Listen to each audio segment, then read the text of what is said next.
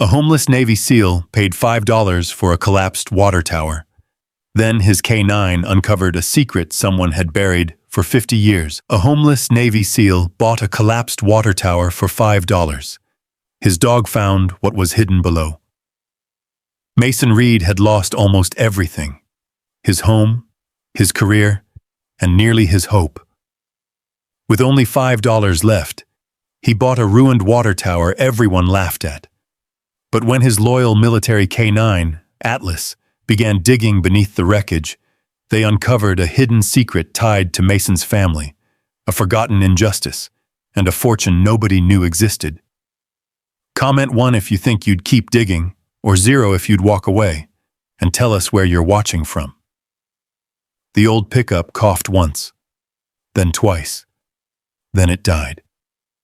Mason Reed gripped the steering wheel and stared through the cracked windshield at the endless stretch of Montana highway, disappearing into the mountains ahead. For a few seconds, he didn't move. He already knew. The truck wasn't starting again. Beside him, a large German shepherd slowly lifted his head from the passenger seat. The dog studied Mason with calm amber eyes.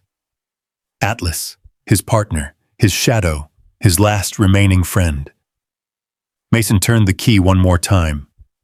The engine answered with a weak, metallic click. Nothing else. A bitter laugh escaped his throat.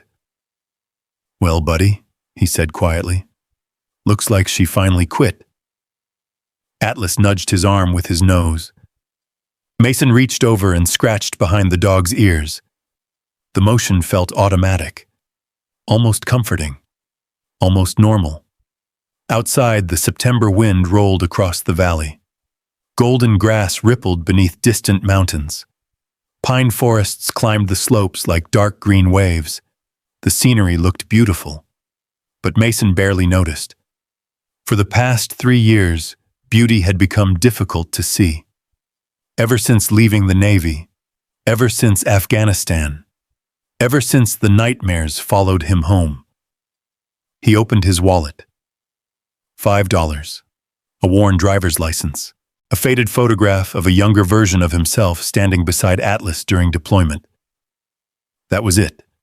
No credit cards, no savings, no future plans, just $5. The realization should have frightened him. Instead, it simply made him charmed.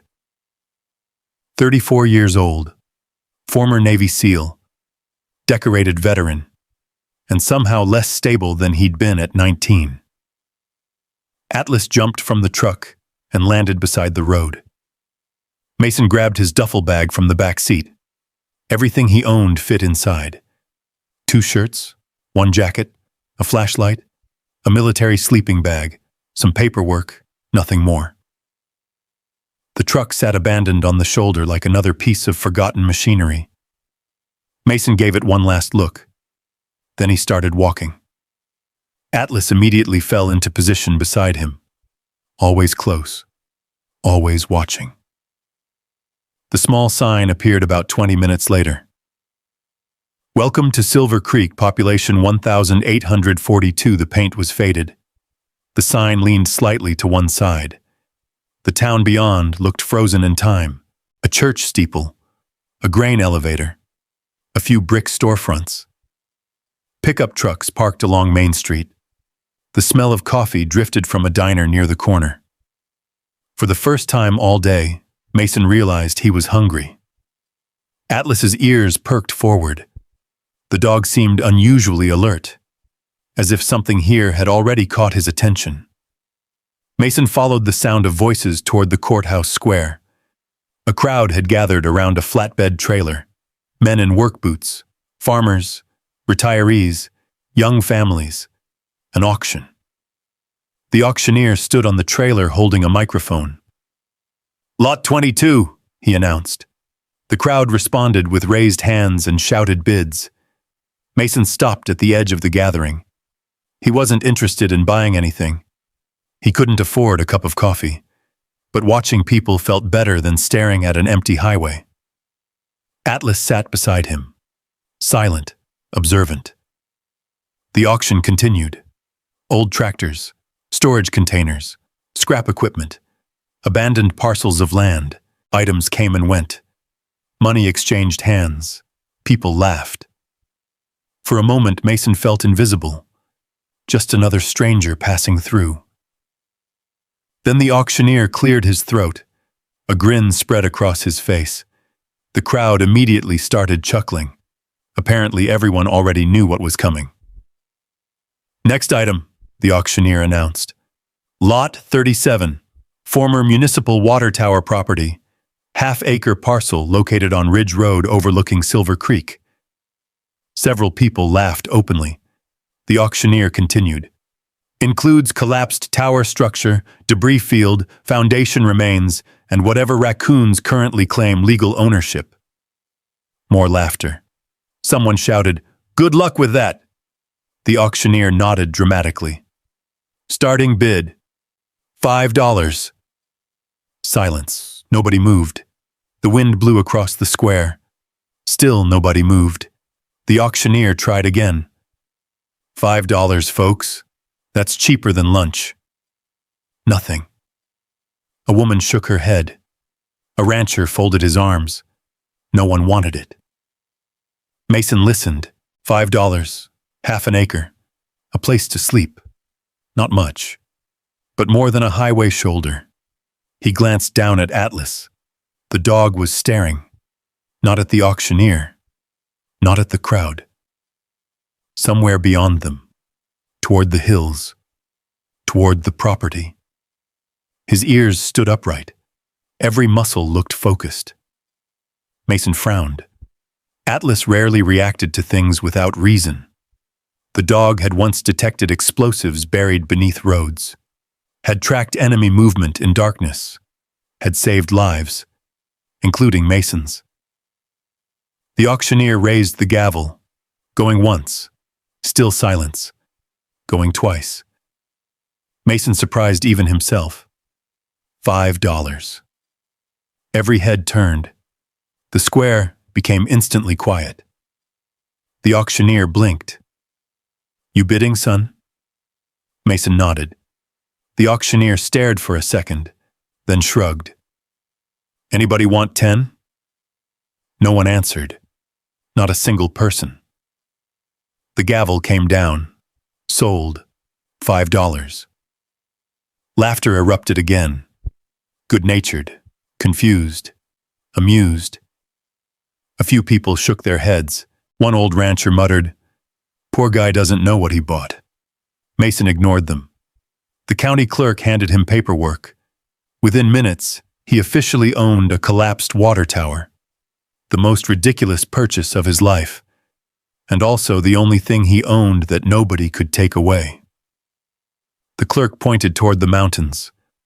Ridge Road, about a mile outside town.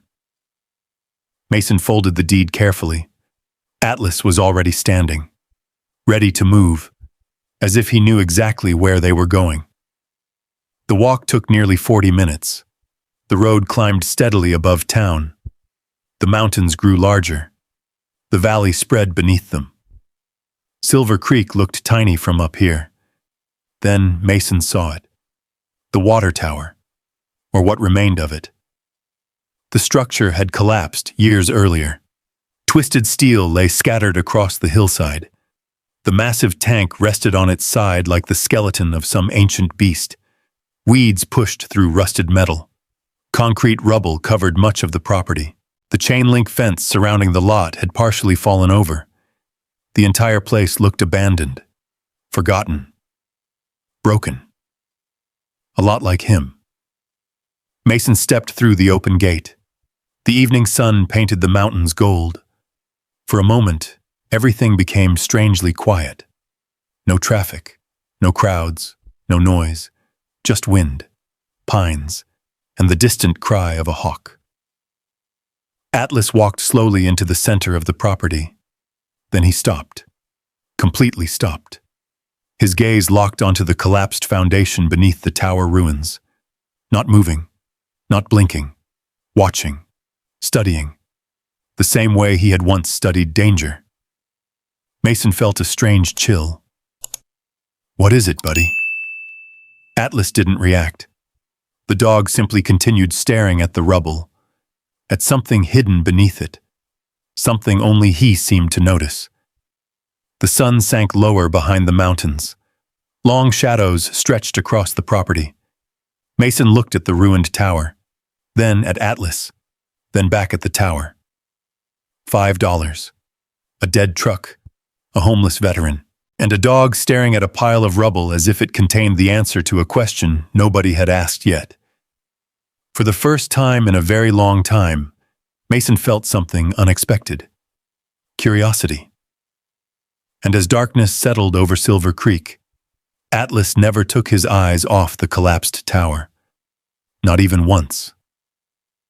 Atlas kept staring at the collapsed tower long after darkness settled over the mountain ridge. Mason Reed sat on an overturned section of concrete and watched the dog. The wind moved through the broken steel beams with a low whistle that sounded almost human. The town lights of Silver Creek twinkled below in the valley. Far beyond them, the mountains stood like black walls against a sky crowded with stars.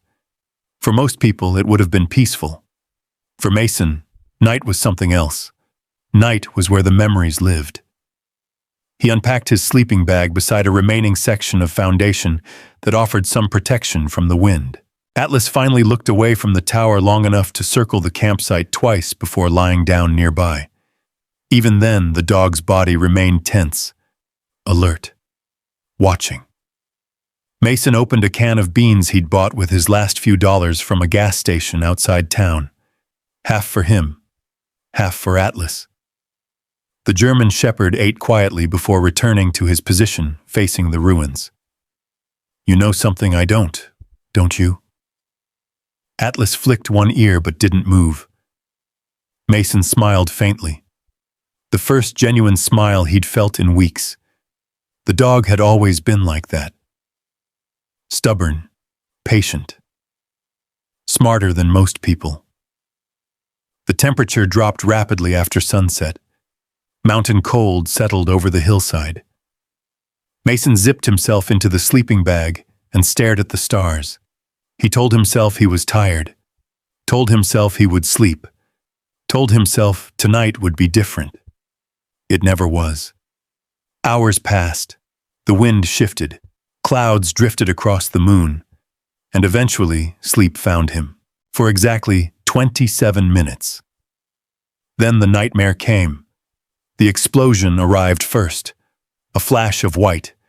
The violent pressure wave. The ringing in his ears. The smell of smoke. The screams. Mason jerked upright. His heart slammed against his ribs. For one terrifying second, he wasn't in Montana. He wasn't on a mountain. He wasn't 34 years old. He was back overseas, back in a place he'd spent years trying to forget. His breathing became rapid, shallow. His hands shook. The darkness around him felt alive, dangerous. He reached instinctively for a rifle that wasn't there. Then something warm pressed against his shoulder. Atlas. The dog stood beside him, steady, calm, present. Atlas nudged him once, then again. Mason closed his eyes, focused on the dog's breathing, focused on the sound of the wind, focused on the cold ground beneath him. Slowly, the panic retreated. Not completely, never completely, but enough. "Thanks, buddy." Atlas settled beside him. The dog remained awake long after Mason lay back down, standing guard, just like he had hundreds of times before.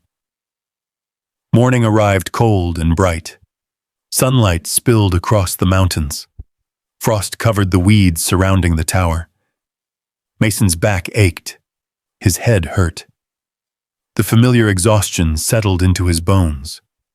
The exhaustion that came from surviving another night without truly sleeping.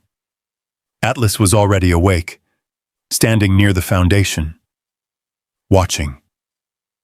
Again. The same place, the same section of ruins. Mason frowned. The behavior wasn't normal. But before he could investigate, hunger forced him toward town. Silver Creek looked different in daylight.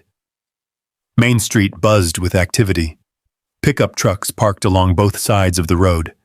Farmers discussed weather forecasts. School buses moved through intersections. People greeted each other by name. It felt like the kind of town where everyone knew everyone, which meant everyone knew exactly who Mason was, the homeless stranger living beside the old water tower. He felt their eyes on him. Not hostile, just curious. He stopped outside a diner. The smell of bacon nearly made his stomach hurt. Unfortunately, smells were free. Breakfast wasn't. Atlas sat patiently beside him. Mason checked his wallet. $2.17. Not enough. They kept walking. The hardware store sat near the end of Main Street. Its faded sign read, Hart Hardware. Since 1958. Mason paused outside, then stepped inside. The bell above the door jingled softly. Wood floors creaked beneath his boots. The store smelled like lumber, paint, and machine oil. Behind the counter stood a woman in her late 60s, silver hair, sharp eyes, denim work shirt. She looked like someone who had spent her life solving problems. The woman glanced up, then looked at Atlas, then back to Mason. "You must be the fellow who bought the tower." Mason blinked. "News travels fast. Small town." She smiled. "Everything travels fast." Atlas walked forward. The woman leaned down. Without hesitation, the dog gently pressed his head into her hand. Mason raised an eyebrow. Atlas didn't trust people quickly. The woman scratched behind the dog's ears. "Well now," she said, "looks like I passed inspection. I'm Mason. Eleanor Hart." She pointed toward the shelves. "Need something?" "Just looking." Eleanor studied him for a moment. People often looked away when they noticed the worn clothes, the tired eyes, the signs of struggle. Eleanor didn't. She simply observed. Then she reached beneath the counter and placed a paper sack in front of him. Mason frowned. "What's that?" "Yesterday's sandwiches from the church fundraiser. I can't pay for those." "I didn't ask you to." Mason hesitated. His pride immediately objected. His stomach disagreed. Atlas sat down beside the counter and looked up hopefully. Eleanor laughed. "Your partner seems to support the idea." For a moment, Mason considered refusing. Then he remembered sleeping hungry too many times to count. "Thank you. You're welcome." The kindness caught him off guard, enough that he left the store carrying the bag in silence. Outside, Atlas trotted beside him. The dog seemed unusually pleased, as if he'd known exactly what would happen. They ate lunch beneath a cottonwood tree near the edge of town. For the first time in days, Mason wasn't hungry. For a few minutes, life felt almost normal. Then a pickup truck pulled to the curb nearby. An older man climbed out. Tall, weathered face, cowboy hat. The kind of man who looked permanently attached to a ranch. He approached slowly. Atlas immediately stood, alert, not aggressive, just cautious. The man stopped several feet away, smart enough to respect the dog. "You the veteran living up at the tower?" Mason nodded. The man extended a hand. "Wyatt Boone." Mason shook it. "Nice dog. He's better company than most people." Wyatt laughed. "Can't argue with that." The rancher looked toward the mountains, then toward Mason. "You planning to stay?" Mason glanced at Atlas, then toward the distant ridge. "I honestly don't know." Wyatt nodded, as if he'd expected that answer. "Well." He reached into his truck and pulled out a worn toolbox. "Found this cleaning out my barn." The box looked old but solid, useful. Mason immediately understood what was happening. Another act of kindness. Another person offering help. He wasn't sure how to feel about it. You don't have to do that. Wyatt shrugged. Maybe not. He placed the toolbox beside Mason. Maybe I wanted to. Then he climbed back into his truck and drove away, leaving Mason staring after him. Atlas nudged the toolbox with his nose. Inside were hammers, wrenches, pliers, basic tools, nothing expensive, but everything useful. Mason looked toward town. Something strange was happening. Silver Creek wasn't treating him like an outsider. Not completely. And that unsettled him more than hostility would have, because kindness came with risk. If people mattered, losing them hurt. He knew that better than anyone. By late afternoon, he returned to the tower. The moment they entered the property, Atlas changed. His posture stiffened. His attention locked onto the same section of foundation. Again, and again, and again. The dog walked directly to the spot, sat down, and stared. Mason followed. The foundation looked ordinary. Broken concrete, weeds, rusted steel, nothing unusual. Yet Atlas remained focused, almost obsessed. The dog lowered his head and sniffed carefully, then pawed once at the dirt. Just once, before looking back at Mason, waiting, expecting, as though trying to communicate something.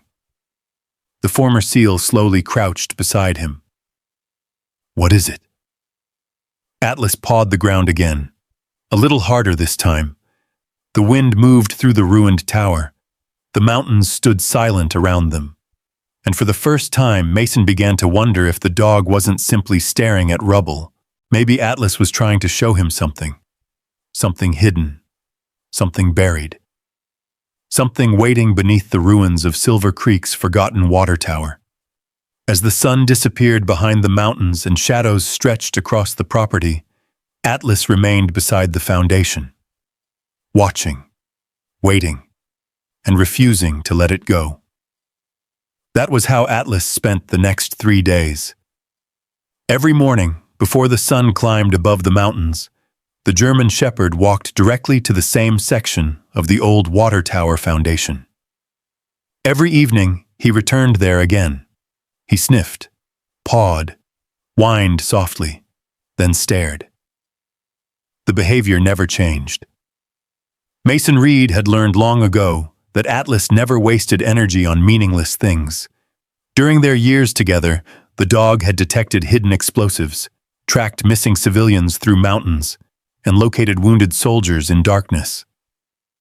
Atlas trusted his instincts, usually more than humans trusted theirs, which meant the longer the behavior continued, the harder it became for Mason to ignore.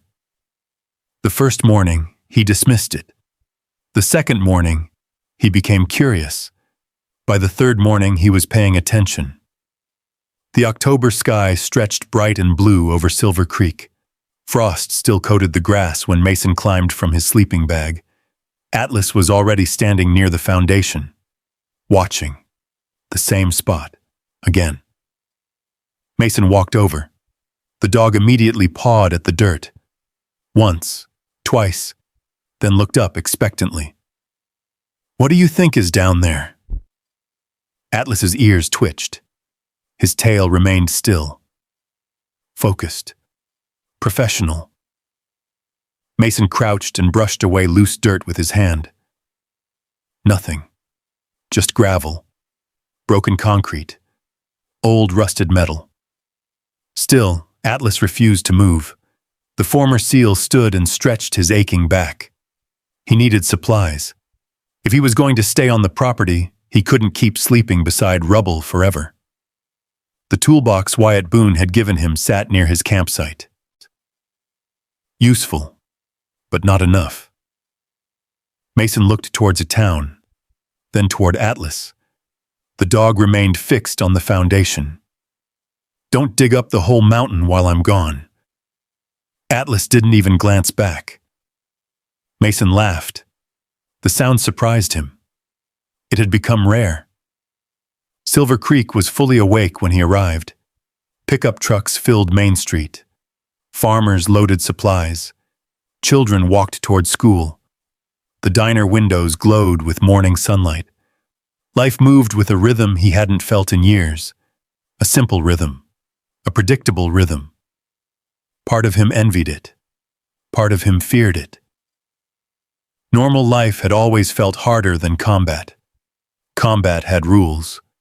Civilian life was chaos. He stopped at Hart Hardware. The bell above the door chimed. Eleanor Hart looked up from unpacking a shipment of paint. "Morning, Mason." The fact she remembered his name caught him off guard. "Morning. How's the palace?" "The roof leaks." "You have a roof?" "Fair point." Eleanor smiled, then noticed something. "You're sleeping worse." Mason stiffened. She shrugged. "Dark circles under your eyes." He looked away. "Just tired." People usually accepted that answer. Eleanor didn't. But she also didn't push. Instead, she handed him a cup of coffee. "On the house." "You're going to go bankrupt giving me free stuff. I've survived 68 years. I think I'll risk it." Mason accepted the cup. The warmth felt good against the cold morning air. "You know anything about the old water tower?" he asked. The question changed her expression. Only slightly, but enough. Not much. A lie. He recognized one when he heard it. Eleanor turned back toward the shelves. "Collapsed about 12 years ago. Nobody ever rebuilt it?" "The town switched systems." "That's all?" Eleanor hesitated, then nodded. "That's all." The conversation was over, at least for now. When Mason stepped back outside, Atlas's behavior remained on his mind, and so did Eleanor's reaction. Something about the tower made people uncomfortable. The question was why. By noon, he was back on the property. Atlas met him halfway, immediately turning and trotting toward the foundation. The message was obvious. "Follow me." Mason followed. The dog stopped at the same section of concrete, then began scratching again. Dirt flew behind him. His movements carried unusual urgency. Mason crouched. This time he examined the ground more carefully. A faint line caught his attention. Not a crack. Not exactly. A seam, barely visible beneath decades of dirt. His pulse quickened. He cleared away more debris. The line continued. Straight, deliberate, artificial. Atlas immediately began whining. Not frightened, excited. The same sound he'd made before discovering hidden tunnels overseas. Mason stared at the concrete. A seam shouldn't exist there. Not in a standard foundation. He spent the next hour clearing brush and loose rubble. The more he uncovered, the clearer the shape became. A rectangular outline, buried beneath years of neglect. Someone had intentionally hidden something here. The realization sent a chill through him. Atlas barked once, sharp, alert, then looked toward the road. A vehicle was approaching. Mason stood. A black SUV rolled through the broken gate. Expensive, spotless, out of place. The driver stepped out. Tall, well-dressed, confident. The kind of confidence money often created. The man surveyed the property, then smiled, but there was nothing friendly about it. "You must be Mason Reed." Mason nodded. The stranger extended a hand. "Garrett Voss." Mason didn't take it. Garrett withdrew his hand without missing a beat. "I heard about the auction. Small town." Garrett laughed. "Exactly." His eyes drifted across the property. The foundation, the debris, Atlas, everything. especially the foundation. Mason noticed. The man seemed particularly interested in it. Atlas moved closer to Mason. A low growl vibrated deep in his chest. Garrett glanced at the dog. Protective. He has good instincts. Something flashed across Garrett's face. Gone almost immediately. Then he smiled again. I'll get straight to the point. Mason folded his arms. Garrett reached into his jacket. Produced a business card. Keller Ridge Development. One of the largest development companies in the county. Even Mason recognized the name. Garrett handed over the card. This time Mason accepted it. I'd like to buy your property. The statement hung in the mountain air. Mason looked around. The collapsed tower, the rusted steel, the weeds, the rubble, then back at Garrett. Why? Garrett chuckled. Investment opportunity. Looks like a pile of scrap metal. Everything has value. Mason studied him carefully. Something wasn't right. The man had driven all the way up the mountain for this. Not because he cared about scrap metal. Not because he cared about a half-acre of neglected land. There was another reason. The question was what? How much? Garrett smiled. $50. 10 times what Mason paid. The offer sounded ridiculous. Yet Garrett looked completely serious. Atlas growled louder, the hair along his back rising. Mason rested a hand on the dog's neck. Not for sale. The smile disappeared, just for a second. But Mason saw it. The real Garrett Voss. Cold, calculating. Then the smile returned. Polished, practiced, artificial. You sure? Yep. Garrett looked toward the foundation again. The exact spot Atlas had been digging. Then back to Mason. For a brief moment, concern flickered across his face. Concern. Not disappointment. Concern. As though Mason's refusal created a problem. That detail lodged itself firmly in Mason's mind. Garrett nodded slowly. Well. He turned toward his SUV. If you change your mind, call me. The engine started. Gravel crunched beneath expensive tires. Within seconds, the vehicle disappeared down the road. Silence returned. Atlas immediately returned to the foundation, as though the interruption had never happened. Mason watched the dog, then looked at Garrett's business card, then back at the foundation. The pieces weren't fitting together. A wealthy developer, a forgotten water tower, a hidden seam beneath concrete, and a military K-9 who refused to leave it alone. The wind moved through the mountains. Atlas pawed the ground again, harder this time. Dirt scattered across the foundation. Mason knelt beside him. His fingers traced the faint outline hidden beneath years of neglect. A rectangular shape, large, deliberate, buried. And suddenly one question became impossible to ignore. Why would Garrett Voss want this property so badly? Because whatever the answer was, it was probably buried directly beneath Atlas's paws, and the dog wasn't going anywhere until they found it. The next morning arrived beneath a sky the color of steel. Clouds rolled over the mountains. The wind carried the scent of approaching rain. Atlas was already awake, already standing over the buried outline, already waiting. Mason Reed stared at the foundation. While sipping coffee from a dented thermos, Eleanor Hart had quietly slipped into his hands the day before.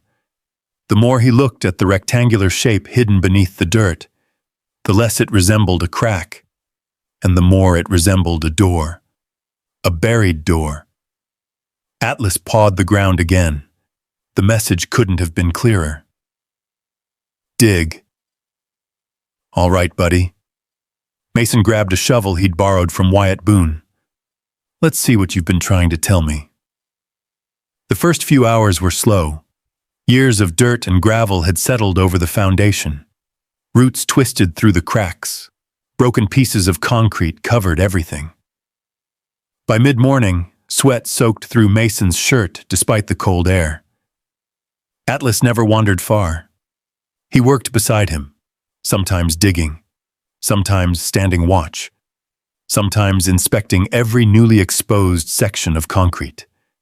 The deeper they uncovered the outline, the stranger it became. Perfectly rectangular, perfectly deliberate. Whoever built it had wanted it hidden. That much was obvious. By noon, Mason uncovered what looked like a metal edge beneath the dirt. His pulse quickened. Atlas immediately stepped closer. The dog lowered his head and sniffed intensely, then looked directly at Mason. The same look he'd given during missions overseas whenever he found something important, something real. Mason brushed away more dirt. A rusted metal handle emerged. Not part of the tower, not part of the foundation. A hatch, a genuine hatch, buried beneath the collapsed water tower. What the hell is this place? The wind seemed to answer with silence. Far below, Silver Creek rested peacefully in the valley, completely unaware of what lay hidden above it. Mason spent another hour clearing the surrounding concrete. The hatch was large, at least 6 feet long, heavy, industrial, built to last. His military instincts immediately recognized quality construction. Whoever installed it had known exactly what they were doing. This wasn't some forgotten maintenance access point. This was something else, something intentionally concealed. By late afternoon, dark clouds had swallowed most of the sunlight. Thunder rumbled somewhere beyond the mountains. Atlas began pacing. Restless, not fearful, alert, watching both the hatch and the unstable remains of the collapsed tower surrounding it. Mason noticed. The dog was worried. That usually meant he should be worried too. Still, curiosity pushed him forward. He wedged a pry bar beneath the handle. Pulled. Nothing. The hatch didn't move. He adjusted his grip. Pulled harder. Metal groaned. Rust cracked. Atlas barked sharply. A warning. Mason paused. The dog stood rigid, eyes locked somewhere above them. Then Mason heard it. A faint metallic creak. His stomach dropped. The sound wasn't coming from the hatch. It was coming from the tower ruins. Years of collapsed steel shifted overhead, just slightly, but enough. Mason stepped backward immediately, combat instincts taking over. Atlas lunged forward, not away, toward him. The German Shepherd slammed into Mason's legs with surprising force. The impact knocked him sideways. They hit the ground together. Less than 2 seconds later, a section of twisted steel crashed onto the exact spot where Mason had been standing. The explosion of dust filled the air. Metal screamed. Concrete shattered. The mountains echoed with the noise. For several terrifying seconds, everything disappeared inside a cloud of gray debris. Mason coughed, blinking through the dust. His heart pounded. Atlas stood directly over him, protective, ready, the same position he'd taken countless times before. The realization hit Mason slowly. If Atlas hadn't pushed him, he would have been underneath that collapse. The difference between life and death had been less than 3 feet. Mason sat there for a moment, breathing heavily, trying to process what had happened. Then he reached out and grabbed Atlas around the neck. The dog leaned into him, steady as always. "You did it again." Atlas licked the side of his face once. Mason laughed, a shaky laugh, the kind that comes after narrowly avoiding disaster. "You stubborn old soldier." The storm finally arrived. Rain hammered the mountain. Thunder rolled through the valley. They retreated beneath a surviving section of concrete shelter and waited. Hours passed. The rain washed dirt from the foundation, exposed more of the hidden hatch. By sunset, the storm moved east. The mountains emerged again. Fresh, clean, silent. Mason returned to the excavation site. The collapse had accidentally helped. Several pieces of debris that had been blocking the hatch were now gone. The metal door stood almost fully exposed. Atlas immediately resumed his position beside it, waiting. Mason grabbed the pry bar. One more try. This time the hatch moved, just an inch, but it moved. Rust snapped loudly. Mason pulled harder. The metal groaned. Years of corrosion fought back. Then suddenly, the seal broke.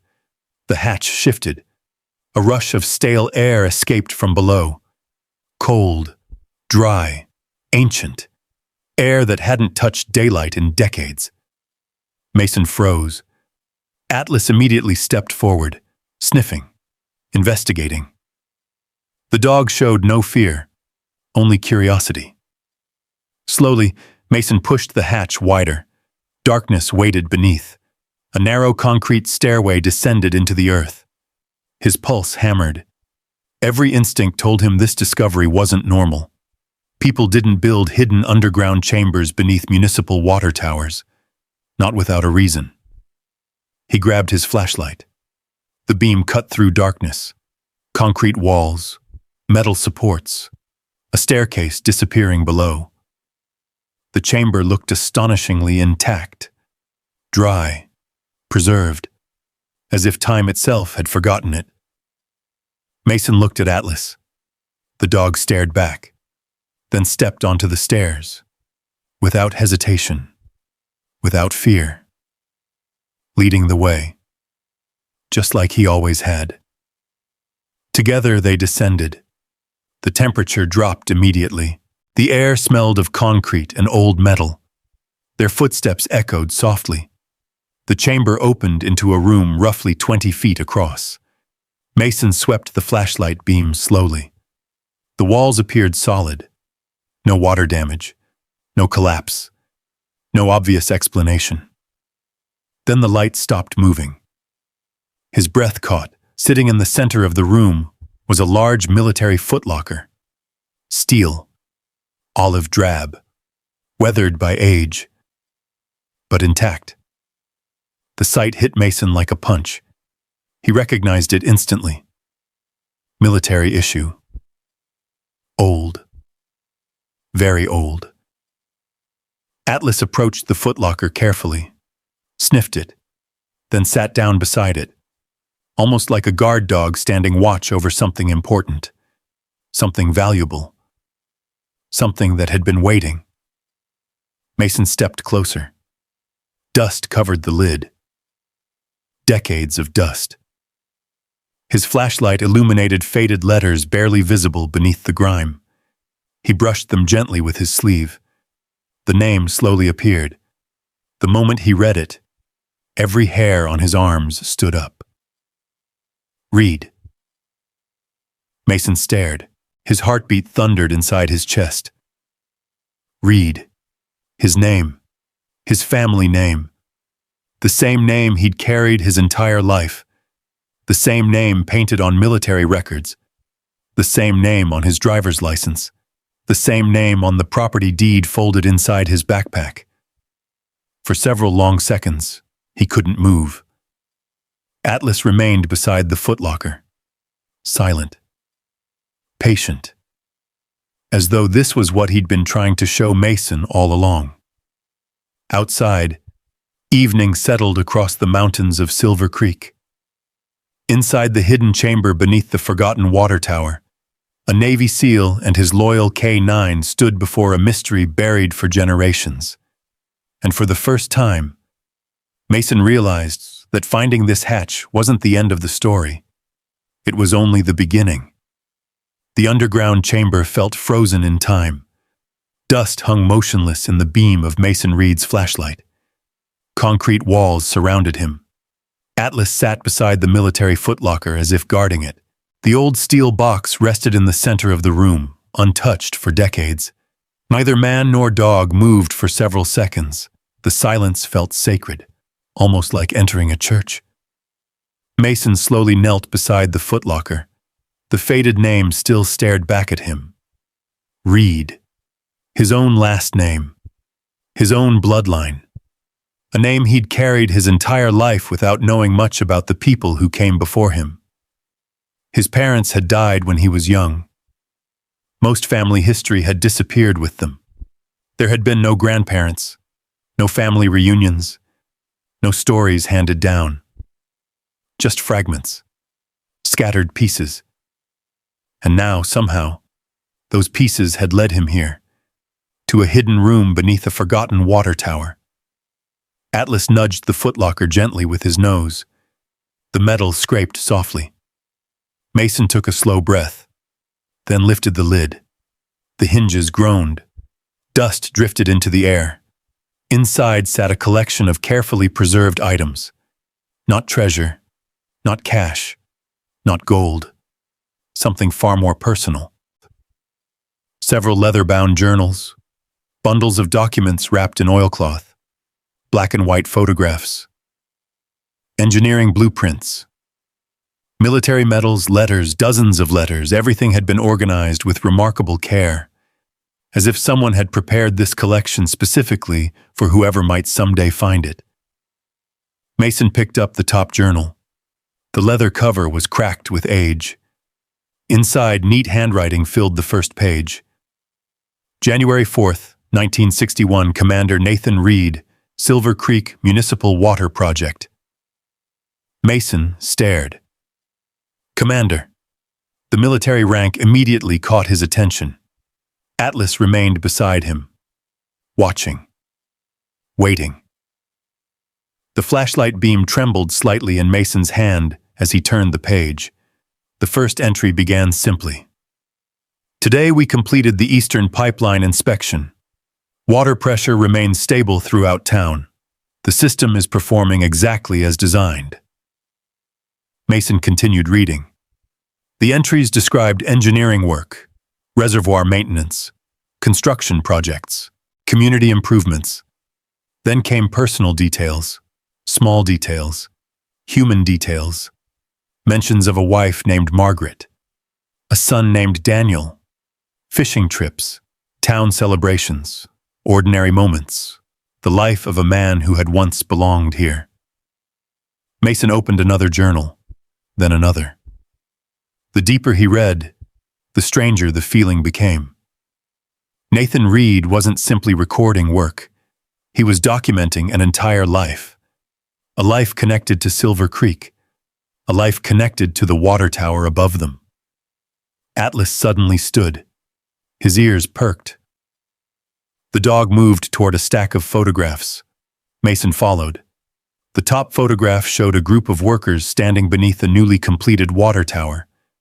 The very same tower that now lay collapsed on the mountainside. Young men smiled proudly at the camera. One man stood at the center, tall, strong, wearing a military haircut. His expression carried quiet confidence. Mason froze. The resemblance was undeniable. The same jawline, the same eyes, the same stubborn look. Nathan Reed. And somehow, Mason was looking into his own face. A chill moved through him. The photograph slipped slightly in his hands. For the first time, this mystery became personal, very personal. He continued sorting through the photographs. Nathan beside construction crews. Nathan standing beside military vehicles. Nathan receiving awards. Nathan smiling with a young boy. The caption on the back stopped Mason cold. Daniel Reed, summer 1968. Daniel, his father's name. Mason sat back slowly. The room suddenly felt smaller, the air heavier. His father had been here. His family had been here. Silver Creek wasn't just a random town. It was home. Or at least it had been once. Atlas moved closer and rested his head against Mason's shoulder. The simple gesture steadied him. Looks like we found something big, buddy. The dog sighed softly, as if he already knew. Hours passed. The sun disappeared outside. Darkness settled across the mountains. Still, Mason remained underground, reading, learning, discovering. Nathan's journals painted the picture of a remarkable man, a Navy veteran, an engineer, a community leader, the architect behind Silver Creek's entire water system. Every faucet, every pipeline, every water tank. All of it traced back to Nathan Reed. Yet something felt wrong. The later journals changed tone. The optimism faded. The handwriting became sharper, more frustrated, more angry. Mason eventually found the first mention of trouble. October 14th, 1972. Garrett Voss's grandfather approached the council again today. He wants access to the reservoir land, says it will bring development and money. I told him no. Mason frowned. Voss. The name immediately caught his attention. He turned pages faster. The entries grew darker. Meetings, arguments, political pressure, attempts to purchase town land, efforts to gain control of water rights. Nathan resisted every proposal. Then the accusations began. Financial misconduct, corruption rumors, investigations, false claims.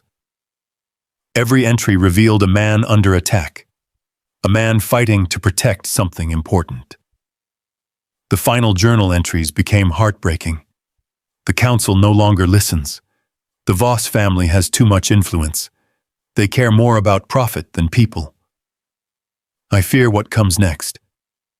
Mason sat quietly. Atlas lay beside him. The old chamber seemed to absorb every word. Nathan had been fighting someone, and judging from the journals, he had lost. The next discovery arrived unexpectedly. A folded engineering blueprint. Mason carefully unfolded it. The paper covered nearly half the floor. Detailed drawings filled every inch. Water lines, reservoir systems, construction plans. Then he noticed the title. Silver Creek Municipal Water Tower. Chief Engineer, Nathan Reed. Mason looked up instinctively. Even though hundreds of feet of concrete and steel separated him from the tower above, Nathan hadn't just worked here. He had built it. The realization sent another wave of emotion through him. The tower wasn't random. The chamber wasn't random. Everything connected back to Nathan. Everything. Atlas suddenly rose again. The dog approached a wooden shelf built into the wall. Mason followed. More photographs rested there. One in particular caught his eye. A family portrait. Nathan, Margaret, Daniel. 3 generations missing from a story Mason never knew existed. His throat tightened. He stared at the image for a long time, trying to imagine what life might have been like if history had unfolded differently, if his family had stayed, if the town hadn't forgotten them, if Nathan hadn't disappeared from the story. The flashlight beam drifted across another photograph, then another, then stopped. A framed newspaper clipping. Mason picked it up. The headline read, Silver Creek Water Project Completed Community Celebrates Historic Achievement. Beneath the article stood a photograph of Nathan, smiling proudly, surrounded by townspeople, respected, admired, trusted. Nothing like the bitterness of the later journal entries. Something had happened. Something significant. Something powerful enough to destroy a man's life. And somehow the Voss family stood at the center of it. Atlas returned to Mason's side. The dog sat quietly. His watchful eyes reflected the flashlight beam. Outside, wind moved through the ruined tower. The same tower Nathan had built. The same tower Atlas had somehow known was important. Mason looked around the chamber once more. At the journals, the photographs, the medals, the blueprints, the life preserved underground. A hidden history buried beneath the mountain. A history nobody in Silver Creek seemed eager to discuss. His grandfather had built the town, yet almost nobody had mentioned his name. That wasn't an accident. People don't forget men like Nathan Reed, not unless someone gives them a reason. As Mason carefully packed the journals into his backpack, one certainty settled deep inside him. He had arrived in Silver Creek believing he was homeless, believing he was alone, believing he had no connection to this place. Now he knew better.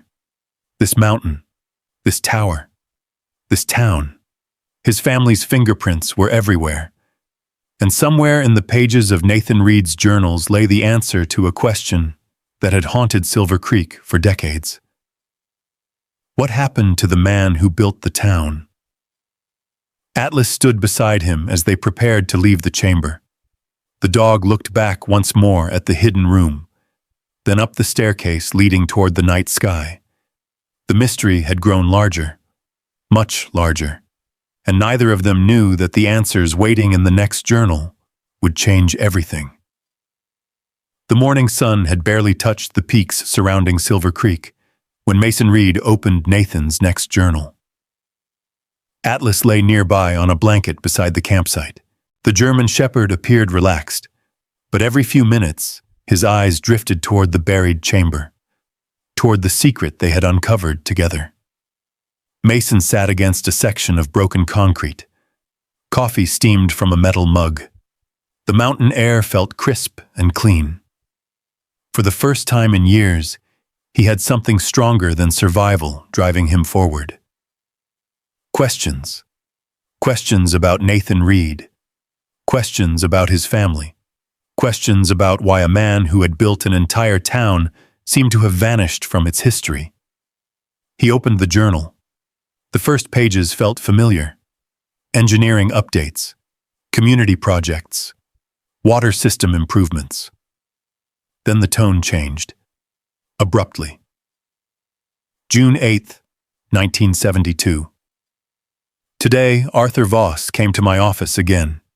He wants access to the reservoir land. He says development will bring prosperity.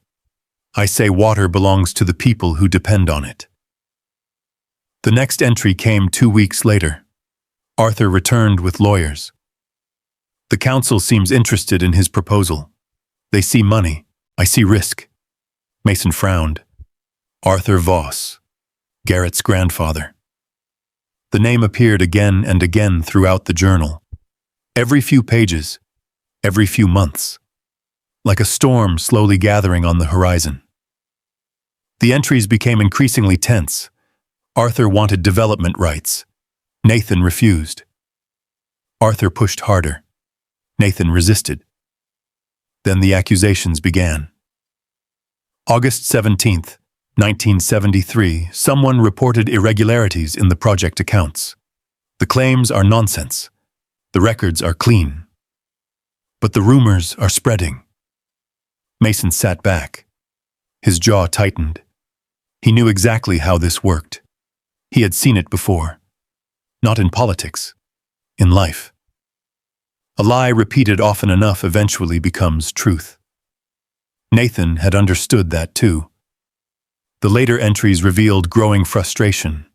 Meetings, investigations, public criticism. People he once trusted suddenly questioning him. The pattern felt painfully familiar. Nathan wasn't losing because he was guilty. He was losing because powerful people wanted him gone. Atlas lifted his head. The dog sensed Mason's mood changing. The old anger, the military anger, the kind that settled deep and stayed there. Mason scratched behind Atlas's ears. The simple contact helped. Then he returned to the journal. October 5th, 1974. The audit found nothing. Every dollar accounted for. Every document verified. Yet the accusations continue. The goal was never justice. The goal was damage. Mason exhaled slowly. The words hit hard. Because they sounded true. A few pages later, he found the moment everything collapsed. February 12th, 1975, the council voted today, 4-3. I have been removed as chief engineer. Arthur Voss stood smiling in the back row while the vote was read. 30 years of work ended in 10 minutes. Mason stopped reading. The mountains seemed strangely quiet. Even the wind had gone still. He looked at the photograph lying beside him. Nathan standing proudly beneath the completed water tower. A man who had built something lasting. A man who had given his life to a community. And somehow the town had rewarded him by erasing him. The next entries hurt even more. March 2nd, 1975. Margaret wants us to leave. She says the town is changing. She says people no longer look at us the same way. I think she's right. March 29th, 1975. Daniel came home from school upset. Some of the other boys called me a thief. I don't know how to explain this to him. April 14th, 1975. We're leaving Silver Creek. I never thought I would write those words. The journal fell silent for several pages. Mason stared at the empty space. A life breaking apart, one page at a time, one decision at a time, until there was nothing left. Atlas stood and walked to the edge of the property, watching the valley below, standing guard. Mason sometimes wondered if the dog understood more than people realized. Today felt like one of those days. By afternoon, he decided to visit town. He needed answers, and he knew exactly where to start. Hart Hardware. The bell chimed as he entered. Eleanor Hart looked up from a stack of invoices, then noticed the journal under his arm. Her expression changed immediately. You found something. It wasn't a question. Mason nodded. I found Nathan Reed. The store became completely silent. Eleanor slowly removed her reading glasses. For a moment, she simply stared at him. Then she sat down, as if her knees suddenly felt weaker. You found Nathan? You knew him. Again, not a question. This time Eleanor nodded. My father did. Mason waited. Eleanor looked toward the front window, toward Main Street, toward memories decades old. He talked about Nathan Reed all the time. The old woman's voice softened. Said Nathan built this town. Mason placed the journal on the counter. He was my grandfather. Eleanor's eyes widened. The revelation landed like thunder. For several seconds, neither spoke. Finally, she whispered, Then you're the reason. The reason for what? Eleanor looked down at the journal. The reason somebody hid all of that. The words sent another chill through him. Tell me what happened. Eleanor sighed, then nodded slowly. My father always said Nathan got railroaded. The phrase hung in the air. He refused to sell out. To Arthur Voss? Yes. She didn't hesitate. Arthur wanted control of the water system. Mason listened carefully. The town depended on those reservoirs.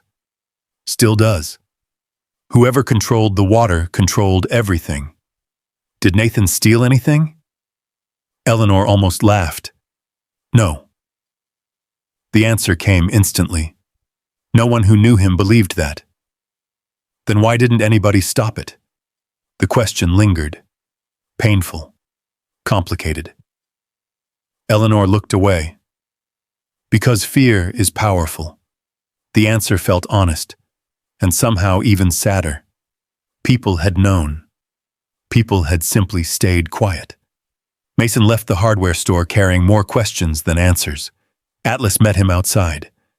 The dog immediately sensed his frustration. Mason scratched the top of his head.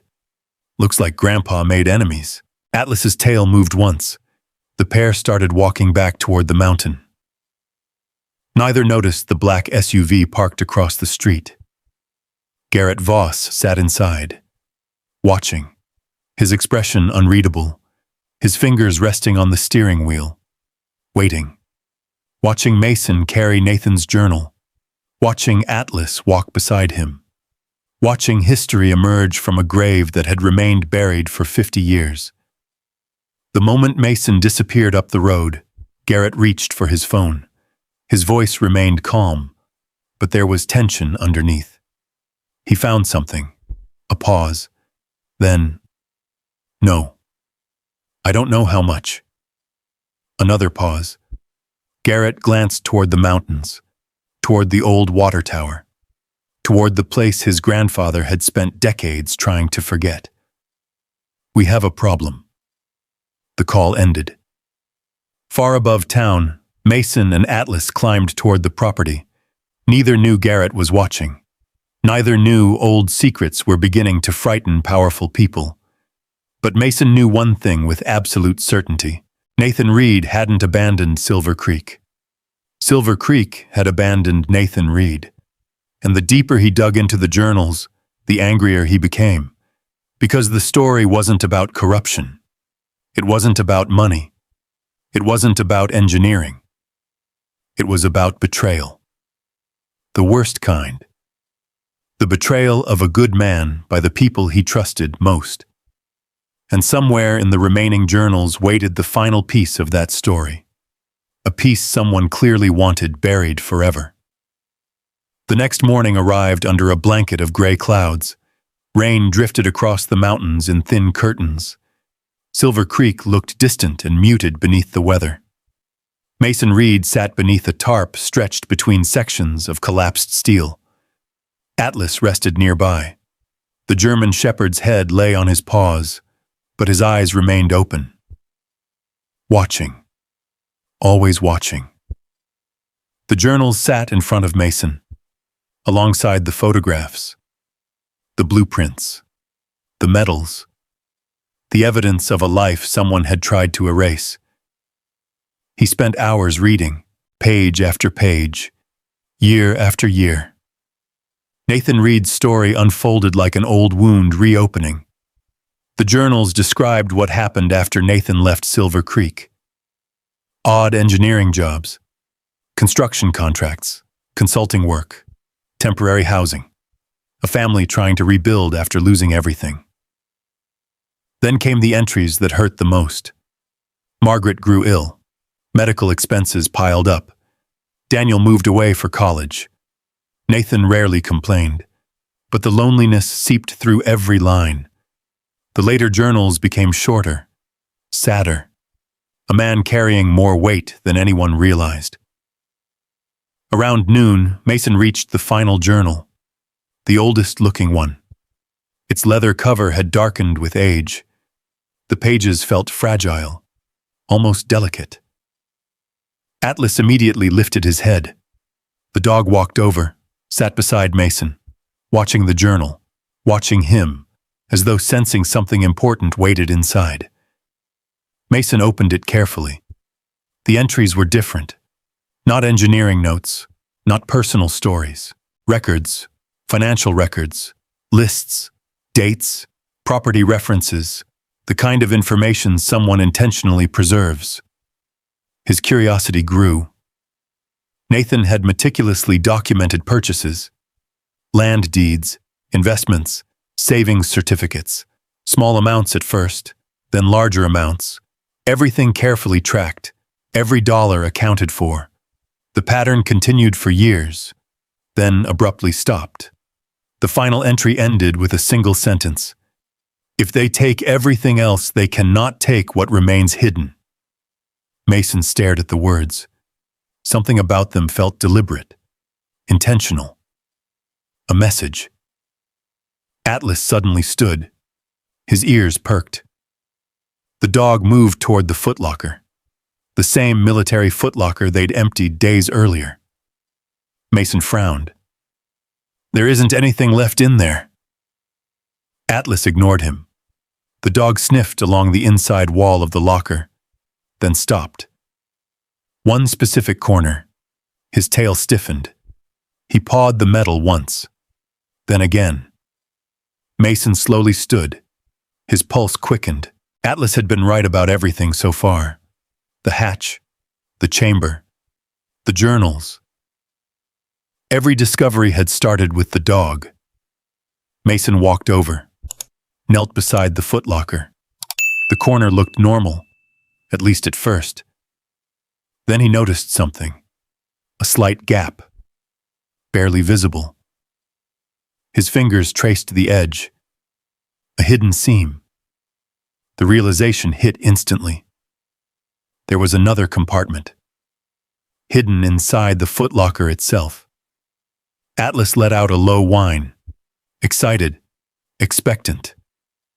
Mason grabbed a screwdriver from Wyatt's toolbox, carefully worked it beneath the edge. The metal panel resisted, then suddenly shifted. A concealed section popped free. His breath caught. Inside lay a smaller box, solid walnut, beautifully crafted, protected from moisture, protected from time, protected from everyone. Until now. Atlas sat beside him, waiting. The same way he had waited beside the chamber. The same way he had waited beside the hatch. The same way he had waited beside every discovery. Mason carefully lifted the box. It was heavier than expected. Much heavier. His heart began pounding. The rain intensified outside, drumming against the tarp overhead. The mountains seemed to disappear behind gray mist. The entire world narrowed to the box resting in his hands. Slowly, he opened it. For several seconds, he simply stared, unable to speak, unable to process what he was seeing. Inside were stacks of government bonds, dozens of them, perfectly preserved, neatly organized, each bearing Nathan Reed's name. Beside them sat land deeds, mineral rights certificates, property records, investment documents. Mason picked up the top bond. His eyes widened. The amount alone was significant. The next one, and the next, and the next. The total quickly became staggering. His military training kept him calm, but barely. The value was enormous, far more than he expected, far more than a retired engineer should have been able to save. Atlas rested his head on Mason's shoulder. The dog seemed content, as though the mission had succeeded.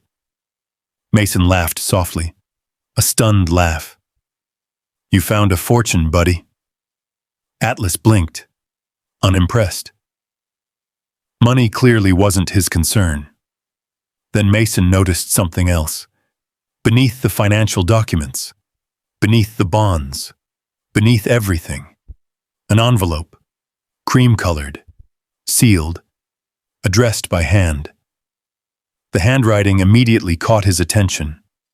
Strong, deliberate, personal. The words written across the front stopped him cold. For my grandson, Mason's breath caught. The chamber suddenly felt very quiet, very small. The envelope remained untouched in his hands. His grandfather's final message, waiting all these years, waiting beneath a mountain, waiting beneath a collapsed tower, waiting for someone named Reed to find it. Atlas gently nudged his arm. The dog sensed the change immediately. Mason stared at the envelope. His emotions became tangled. Hope, fear, confusion, longing, questions. He'd carried his entire life, suddenly felt close enough to touch. And somehow that terrified him, because answers change people, sometimes forever. He turned the envelope over. The seal remained intact. Nathan had intended someone to read it. Someday. But Mason couldn't bring himself to open it. Not yet. Not today. The moment felt too important, too final. Instead, he carefully returned it to the box. Atlas watched every movement. What if I don't like the answers? The dog simply looked at him. The same steady gaze that had carried Mason through deployments, through panic attacks, through sleepless nights, through loneliness, and now through family secrets. Outside, a vehicle engine echoed faintly through the rain. Mason looked toward the chamber entrance. Headlights appeared briefly beyond the property, then disappeared. Someone had driven by, watching. The uneasy feeling returned immediately. He remembered Garrett Voss, the strange offer, the sudden concern, the way Garrett had stared at the foundation.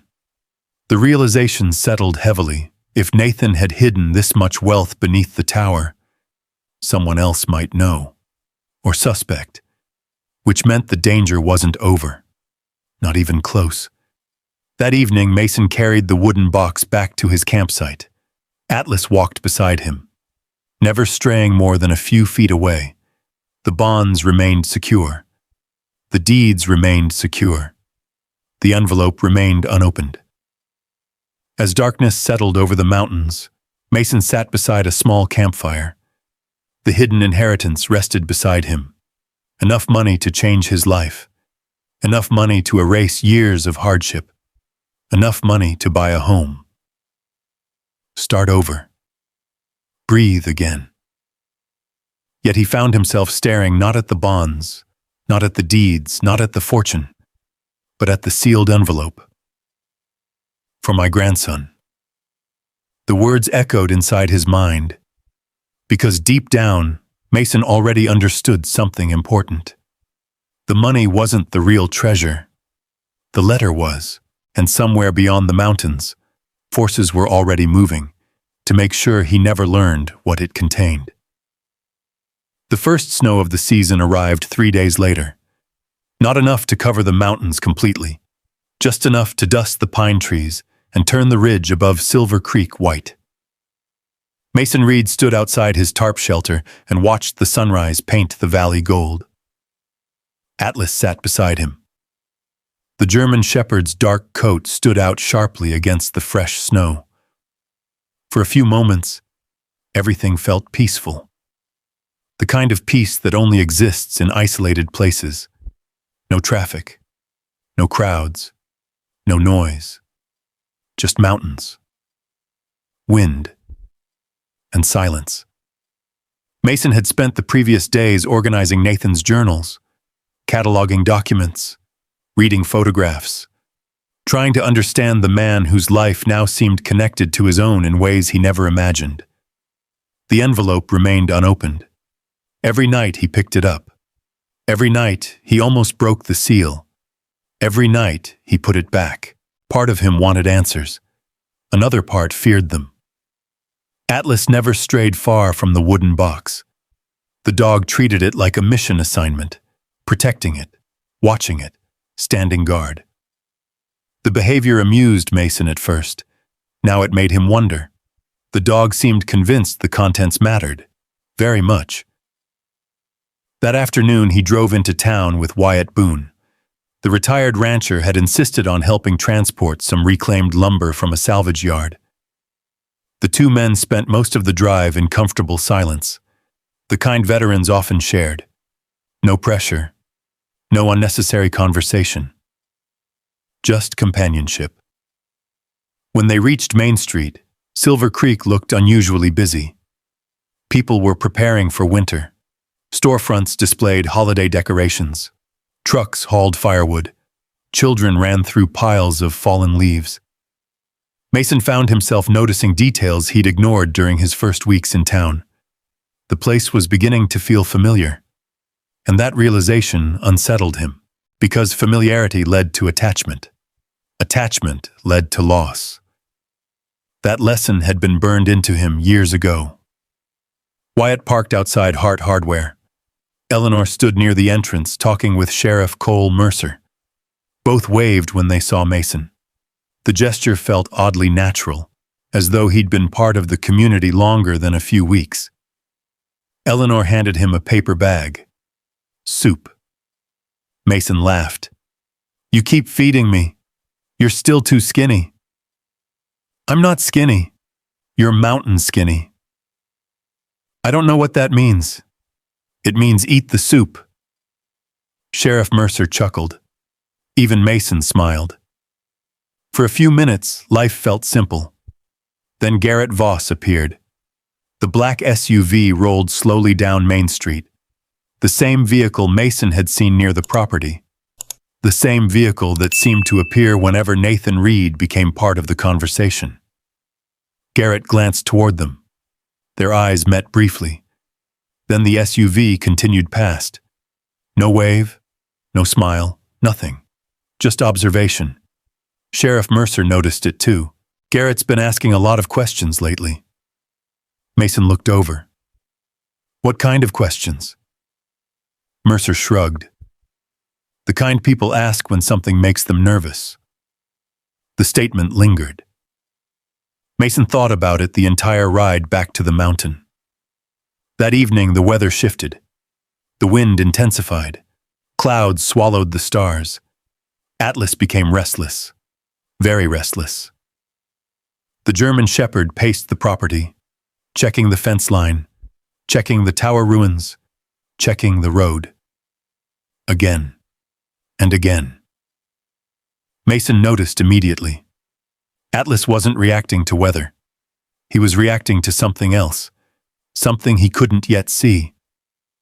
The sun disappeared. Darkness settled over the ridge. The temperature dropped sharply. Mason sat beneath the tarp shelter reading another section of Nathan's journals. The camp lantern cast warm light across the pages. Atlas remained near the edge of the property, watching. Then suddenly the dog barked. Once, sharp, urgent. Mason looked up instantly. Years of military training never truly leave you. Atlas barked again, this time louder. The German shepherd was staring toward the south side of the property. Mason stood. What is it? Atlas growled. Low. Dangerous. A sound Mason hadn't heard in years. Then he smelled it. Smoke. His stomach dropped. The smell arrived before the flames, a faint chemical odor carried by the wind. Then came the orange glow, near the base of the collapsed tower. Small at first, then spreading. Fast. Far too fast. Fire. Mason sprinted toward it. Atlas was already moving. The flames raced through old weeds and dry brush. Years of neglect had created perfect fuel. The wind made everything worse. Within seconds, fire climbed sections of rusted debris. Heat blasted across the hillside. Mason grabbed a shovel, started throwing dirt, trying to slow the spread. But the fire moved faster than he could. Atlas barked repeatedly. Not at the flames, at something behind them. The road. Mason turned. For a split second, he thought he saw headlights disappearing down the mountain. Then darkness swallowed them. His pulse surged. The timing felt wrong. Too wrong. Atlas suddenly charged forward, straight toward the camp, toward the wooden box. The realization hit Mason instantly. Nathan's journals, the photographs, the bonds, the letter.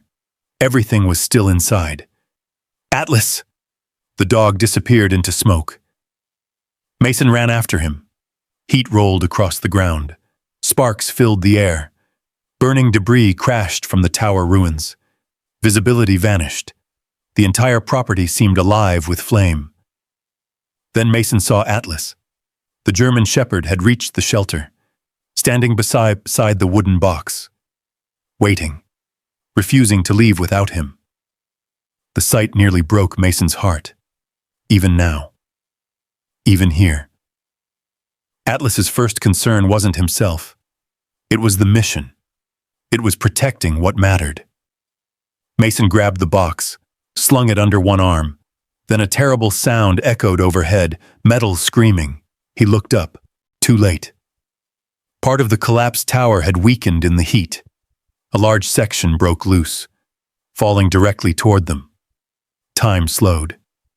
Mason jumped backward, but Atlas didn't. The dog lunged, slamming into Mason's legs. The impact threw him clear. The steel crashed down, Sparks exploded, debris scattered, the ground shook beneath them. For a moment, everything disappeared behind smoke and noise. Then silence. The awful silence that follows disaster. Mason pushed himself upright. His ears rang. The wooden box remained clutched against his chest. Then panic hit. Atlas! No answer.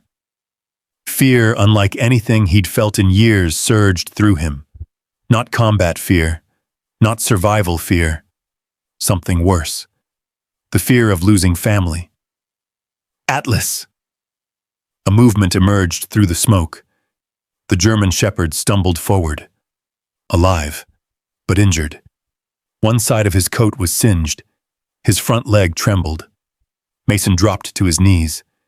Relief crashed through him so hard it hurt. Atlas pressed against him immediately, trying to reassure him. Even now, even injured. The dog seemed more concerned about Mason. You idiot.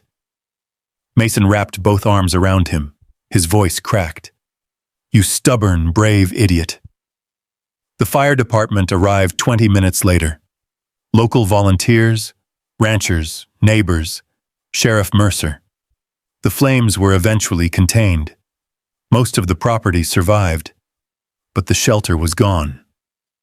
Several sections of the tower had collapsed further, and Atlas needed medical attention. The veterinary clinic sat on the edge of town.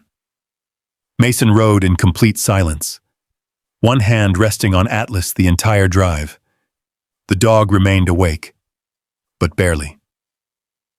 Hours later, after treatment was finished, the veterinarian emerged. He's going to be okay. Mason closed his eyes. The relief nearly buckled his knees. Minor burns, some bruising. He'll need time. Time. He could handle time. What he couldn't handle was losing Atlas. Not after everything. Not after all these years. Late that night, Mason sat beside Atlas's recovery kennel. Snow drifted quietly outside. The clinic lights glowed softly overhead. The wooden box rested beside his chair. Safe. Protected. Because Atlas had protected it. Protected him. Protected everything. The German shepherd opened his eyes, looked at Mason, then slowly rested his head against the side of the kennel. Mason reached through the bars, scratched behind his ears. For a long moment, neither moved. Then Mason finally looked toward the wooden box, toward the sealed envelope waiting inside. The fire had changed something. Life could disappear in seconds. He knew that better than anyone. And suddenly, he realized he couldn't keep avoiding the truth forever. Because if Atlas had been willing to run into fire for what Nathan left behind, maybe it was finally time to discover why. Snow fell softly outside the veterinary clinic. Silver Creek slept beneath a blanket of white. The town lights glowed warmly against the darkness. Inside the recovery room, everything was quiet except for the steady hum of heating vents. Mason Reed sat beside Atlas's kennel. The German shepherd slept peacefully for the first time since the fire. Bandages covered part of his shoulder. One paw rested awkwardly beneath him. The veterinarian had assured Mason the injuries would heal. Still, seeing Atlas hurt felt worse than any wound Mason had carried himself. Combat had taught him many things: how to endure pain, how to survive fear, how to keep moving forward when everything fell apart. But it had never taught him how to watch someone he loved suffer, especially not Atlas. The wooden box rested on the chair beside him, waiting. Just as it had waited beneath the water tower for decades. Mason stared at the sealed envelope. For my grandson. The handwriting seemed different tonight. Not mysterious, not intimidating, almost hopeful. As if Nathan Reed had believed this moment would eventually come. As if he had trusted that somehow, someday, family would find family again. Mason reached for the envelope. His hands felt strangely unsteady. Atlas opened one eye, watching him. The dog didn't move, didn't bark, didn't whine. He simply watched, like he understood the importance of what was about to happen. Slowly, Mason broke the seal. The paper crackled softly. A folded letter slid into his hands. Several pages. Written carefully. Written personally. Written for one person alone. Him. The first line stole the air from his lungs. To my grandson, if you are reading this, then somehow you found your way home. Mason stopped. His vision blurred instantly. He hadn't expected that. Not those words. Not home. Home was a word he'd spent years avoiding, because every place he'd ever called home had eventually disappeared. His parents, the military, friends lost overseas, temporary apartments, temporary jobs, temporary lives. Home always left, yet here was a man he'd never met telling him he had found it. Mason swallowed hard and continued reading. I don't know your name. I don't know how old you are.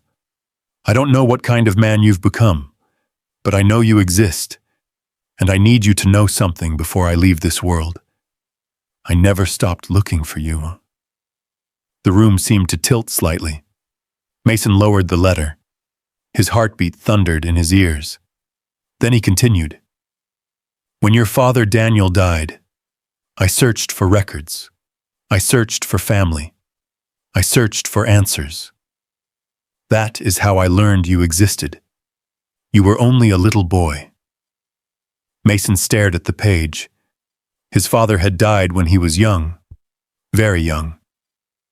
Most of those years remained blurry, pieces of memory, nothing more. He kept reading. I contacted every agency I could find. I spoke with attorneys. I wrote letters. I filed petitions. I requested guardianship. I begged. The word hit him harder than expected. Begged. The handwriting grew shakier farther down the page, not because of emotion, because of age, because of time. They told me I was too old, too sick, too far away. They said a child needed stability. They said I could not provide it. I told them I was your grandfather. They said that wasn't enough. Mason's throat tightened. His eyes drifted toward Atlas. The dog watched silently. The room felt smaller now, more intimate, more painful. The next paragraph shattered something inside him. For years I sent birthday cards, Christmas gifts, letters, photographs. Most were returned. Some disappeared. I don't know if you ever received a single one, but I never stopped trying. Not once. Mason lowered the pages. His hands trembled visibly.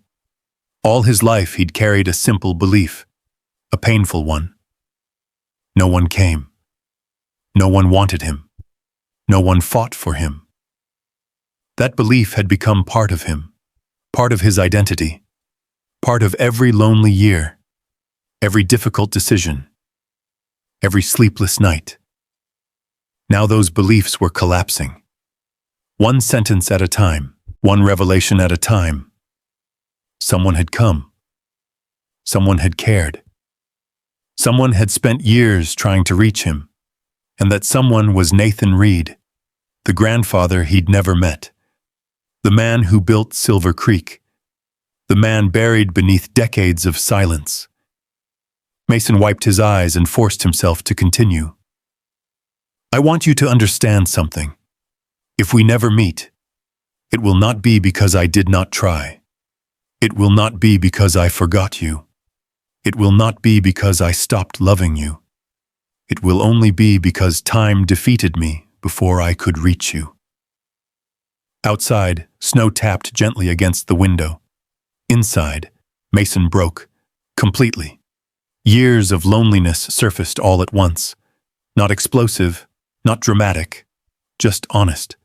the quiet grief of a man discovering he had been loved all along. His shoulders shook. Tears fell freely. For his father. For Nathan. For the years they lost. For the family he never knew existed. Atlas slowly rose from his kennel. Despite his injuries, despite the pain, the dog stepped forward. The kennel door had been left partially open for comfort. Atlas crossed the short distance between them, then rested his head against Mason's chest, the same way he had done after nightmares, after panic attacks, after every difficult moment. Mason wrapped an arm around him, holding on. Neither moved for a long time. Eventually, he returned to the letter. The final pages contained something unexpected. Hope. Not regret. Not bitterness, hope. Nathan described Silver Creek, the mountains, the rivers, the water tower, the people who had once mattered to him. Then he wrote something that would stay with Mason forever. If you find this place and choose to stay, build something. Not because of me, because building things is how broken people heal. I learned that after war. You may learn it too. Mason stared at the sentence. War. Nathan had understood. Not perfectly, not completely, but enough. The old engineer had carried wounds of his own. Different wars, different battles, different scars. Yet somehow the lesson remained the same. Build. Don't run. Build. The final paragraph appeared written much later than the rest. The handwriting trembled badly. The words were uneven. I hope you have a good dog. That probably sounds strange, but every good man needs one. Mine saved my life more than once. Maybe yours will too. Mason laughed through tears. A broken laugh. A real laugh. He looked down at Atlas. The German shepherd blinked, completely unaware that Nathan Reed had somehow described him 20 years before they met. The final line ended simply. You were never abandoned. Remember that. Love, Nathan Reed. Mason folded the letter carefully. His hands moved slowly, reverently, as though touching something sacred. For a long time, he sat beside Atlas without speaking, without moving, without thinking about lawsuits, or money, or property, or Garrett Voss. None of that mattered tonight, because the greatest mystery had finally been solved. Nathan Reed had not forgotten him. Nathan Reed had not abandoned him. Nathan Reed had spent years fighting for him. And somehow that truth hurt more than all the lies combined. The old wound inside Mason had finally opened, but for the first time in his life, it could begin to heal. Outside the clinic, snow continued falling across Silver Creek, covering roads, covering rooftops, covering old scars. And somewhere beyond the darkness, a town was about to learn the truth about the man it had forgotten. The storm cleared 2 days later. Fresh snow covered the mountains surrounding Silver Creek. Sunlight reflected off white slopes and frozen pine branches, turning the entire valley into something almost unreal. Mason Reed stood outside the veterinary clinic as Atlas slowly emerged beside him. The German shepherd moved carefully. His shoulder remained bandaged. His pace was slower. But his eyes were bright, alert, determined. The same eyes that had carried them through war, the same eyes that had pulled Mason away from collapsing steel, the same eyes that had refused to leave the fire. Mason knelt and scratched behind Atlas's ears. You ready to go home? Atlas's tail moved once. That was answer enough. The word home felt different now. Strange. Unfamiliar. But not unpleasant. For years, Mason had drifted from place to place, apartment to apartment, job to job, never staying long enough to belong anywhere. Now, for the first time, he wasn't sure he wanted to leave. As they drove back toward the mountain, Silver Creek seemed different. Or maybe Mason was the one who had changed. The town no longer felt like a place he had stumbled into. It felt connected. Connected to Nathan. Connected to his family. Connected to something larger than himself. When they reached the tower property, he stopped the truck. For a moment, he simply stared. The damage from the fire remained obvious. Burned sections of brush, collapsed steel, charred debris, but something unexpected waited beyond the gate. People. A lot of people. Mason blinked. At least 15 vehicles filled the property. Pickup trucks, trailers, utility vehicles. Several townspeople stood near the remains of the shelter. Others were unloading lumber, tools, building supplies. For several seconds, Mason simply stared, trying to understand what he was seeing. Then Eleanor Hart stepped forward, holding a clipboard. "About time you got here." Mason looked around. "What is this?" Eleanor smiled. "Community service." Wyatt Boone appeared beside her carrying a toolbox. "Technically, it's called Neighbors Helping Neighbors." Mason was speechless. Atlas wasn't. The German shepherd immediately walked toward the crowd. People greeted him like a returning hero. Children patted his head. Ranchers scratched behind his ears. Even Sheriff Cole Mercer bent down and rubbed his neck. The dog accepted every bit of attention with surprising patience. "What's going on?" Mason finally asked. Wyatt pointed toward the burned shelter. "We're rebuilding it." "You don't have to do that." "Too late." Eleanor handed him the clipboard. Someone had organized a list. Materials donated. Labor volunteered. Food deliveries scheduled. Nearly half the town had contributed something.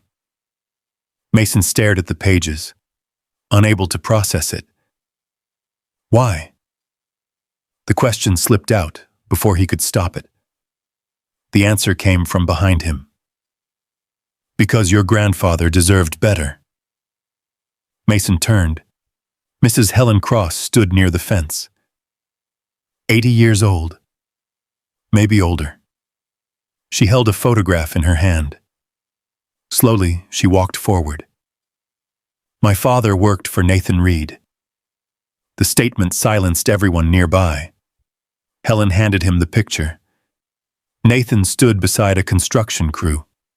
Young, strong, smiling. "My father kept that photograph his entire life." Her eyes glistened. "He always said Nathan was the finest man he'd ever worked for." Others began speaking, one after another. Stories emerged, memories, family histories, old conversations, things passed down through generations. "My grandfather said Nathan fixed the water system during the blizzard of '68. My mother remembered him helping rebuild homes after the flood. He paid for school supplies when my uncle's family couldn't afford them." The stories kept coming. Mason listened quietly, each one adding another piece to the man he'd never known, the man Silver Creek had forgotten, or tried to forget. Atlas sat beside him, watching, listening, the same way he always did. By noon, the property had transformed into a construction site. Hammers echoed through the mountains. Generators hummed. People worked together. Not because they were paid, because they wanted to. Mason found himself working alongside them. Building, repairing, creating. Exactly as Nathan's letter had encouraged. Build something. The words stayed with him. During a lunch break, Sheriff Mercer approached carrying a cardboard box. "I found something." Mason looked up. Mercer set the box on a workbench. Inside sat old county records, property files, meeting minutes, archived documents. Where'd these come from?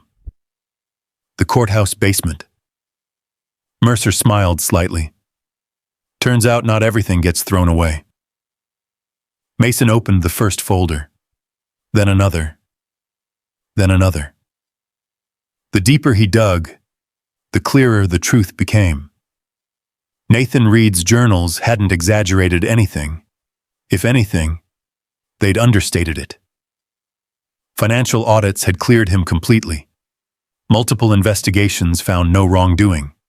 Official reports confirmed it. Yet despite the evidence, he had still lost everything. The injustice became impossible to ignore. By late afternoon, Eleanor arrived carrying additional documents. Then Wyatt brought more. Then 3 retired veterans arrived with newspaper clippings. Soon, a pile of evidence covered the workbench, a forgotten history slowly rebuilding itself. The story spread quickly through Silver Creek. By evening, people were talking about Nathan Reed everywhere. At the diner, at the church, at the hardware store, at kitchen tables. Questions emerged. Difficult questions. Questions about Arthur Voss. Questions about the town council. Questions about what really happened 50 years ago. For the first time in decades, the silence surrounding Nathan Reed began to crack. Not everyone was happy about it. Garrett Voss certainly wasn't. The next morning, Mason spotted the black SUV again, parked across the valley, watching, always watching. This time Garrett didn't bother hiding. The vehicle remained there nearly an hour, observing the activity at the tower property, observing the growing support, observing something slipping beyond his control. That afternoon, a certified letter arrived. The county hearing date. Official. Final. Garrett Voss had formally challenged Mason's ownership of the property. The hearing would take place in 3 weeks. The battle was no longer coming. It was here. Mason stood outside the partially rebuilt shelter reading the notice. Atlas sat beside him. The German shepherd's shoulder was healing. Slowly. But every day he looked stronger. Eleanor stepped up beside them. How bad? Mason handed her the letter. She read it, then folded it carefully. He's desperate. You think so? I know so. She pointed toward the tower. Garrett offered you money. Mason nodded. He watched the property. Another nod. He challenged the ownership. Yeah. Eleanor smiled. Then he's scared. The realization settled heavily. Garrett Voss wasn't acting like a man in control. He was acting like a man losing control. A very important difference. That evening, something remarkable happened. As the sun disappeared behind the mountains, townspeople began arriving again. Not to work, not to build, to listen. Mason sat around a fire pit with Nathan's journals. People gathered in folding chairs. Children sat on blankets. Veterans stood quietly near the back. For hours, Mason read portions of Nathan's story aloud. The engineering projects, the military service, the struggle, the betrayal. The room remained silent. Some people cried. Others stared into the fire. Everyone listened. For many, it was the first time they'd heard Nathan Reed's voice. The first time they'd understood what had been taken from him. When Mason finished reading, nobody spoke for several moments. Finally, Wyatt Boone stood. The old rancher removed his hat. I think this town owes Nathan Reed an apology. The statement hung in the cold mountain air. Then came a second voice. Then a third. Then dozens. Agreement. Support. Conviction. For the first time since arriving in Silver Creek, Mason felt something he hadn't felt in years. Belonging.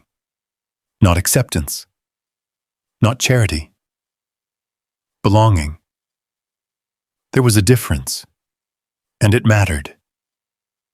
Later that night, after everyone left, Mason sat beside the fire with Atlas. The mountains stood silent around them. The stars glittered overhead. The German shepherd rested his head on Mason's boot. Comfortable. Safe. Home. Mason looked toward the rebuilt shelter, toward the workbench covered in evidence, toward the town lights glowing below. 3 weeks remained until the hearing. 3 weeks until Garrett Voss brought lawyers and influence and money. 3 weeks until Silver Creek decided what kind of town it wanted to be. The town that abandoned Nathan Reed, or the town that finally remembered him. And judging by what Mason had seen today, the answer was becoming clearer with every passing hour. The morning of the hearing arrived cold and bright. Fresh snow covered the mountains surrounding Silver Creek. Sunlight reflected off the peaks, turning them into towering walls of gold and white. Mason Reed stood outside the rebuilt shelter and adjusted the collar of his jacket. His stomach felt tight, not from fear, from anticipation. Years in the Navy had taught him something important. The moments before a mission were often harder than the mission itself. Waiting, thinking, imagining every possible outcome. Atlas stood beside him. The German shepherd's burns had healed enough that most people wouldn't notice them anymore. Only a few patches of shorter fur remained. Scars. Proof of what he'd survived. The dog looked up at Mason. Steady. Calm. Certain. The same way he always did. Ready, partner? Atlas's tail moved once. Mason smiled. Then they headed toward town. Silver Creek's courthouse sat near the center of Main Street. An old brick building with white columns and tall windows. Normally quiet. Normally overlooked.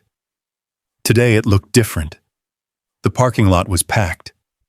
Pickup trucks lined both sides of the road. People filled the sidewalks. Veterans, ranchers, store owners, teachers, families. Dozens of them. Maybe more. As Mason stepped from his truck, conversations stopped. Heads turned. Then something unexpected happened. People began nodding, offering smiles, offering encouragement. Simple gestures, small gestures, but meaningful ones. For years, Mason had felt invisible. Today, he felt seen.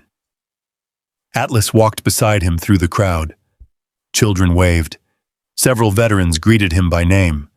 The German shepherd accepted every bit of attention with quiet dignity, like a soldier reporting for duty. Inside the courthouse, the hearing room was already crowded. The county board sat behind a long wooden table. 5 members, serious faces, stacks of paperwork, microphones, legal folders, everything formal, everything official. Garrett Voss sat on the opposite side of the room. 2 attorneys occupied seats beside him. Both wore expensive suits. Both looked confident. Garrett himself appeared calm. But Mason noticed something different. The man looked tired. Tension lingered beneath the surface, like someone carrying a burden that had become difficult to hide. Sheriff Mercer sat near the back, Eleanor Hart beside him. Wyatt Boone occupied the front row. Nearly every seat was filled. Mason wasn't alone anymore. That realization mattered more than he expected. The hearing began promptly at 9. The chairman reviewed the challenge. Property ownership, auction validity, county procedures. Technical language filled the room. Garrett's attorneys spoke first. They were polished, prepared, professional. They argued that the property should never have been sold, that administrative errors had occurred, that development plans justified reconsideration. For nearly 30 minutes, they presented documents, maps, regulations, procedural arguments. Everything sounded impressive. Everything sounded reasonable. until Mason remembered why Garrett wanted the land in the first place, because something important had been buried there. When the attorneys finally finished, the chairman turned toward Mason. "Mr. Reed." The room became silent. Mason stood. Atlas rose immediately beside him. The sight drew several smiles from the audience. Mason walked to the podium. The same podium where countless local disputes had been argued over the years. Property lines, taxes, road access, ordinary matters. Today felt different. He placed Nathan's journals on the podium, then the photographs, then the documents recovered from the hidden chamber. The room watched quietly, waiting. "My name is Mason Reed." His voice remained steady, clear, confident. "I bought the water tower property because it was the only thing I could afford." A few people smiled. The truth was simple, painfully simple. I didn't know what was buried there. He lifted one of Nathan's photographs, the image of the young engineer standing proudly beneath the completed tower. "My grandfather built Silver Creek's water system." Murmurs spread through the room. Everyone knew the story now. Most had spent weeks learning it. But hearing it spoken aloud carried different weight, different power. He served his country. Mason continued. He served this town. He held up copies of the audit reports. The accusations against him were investigated. Another document.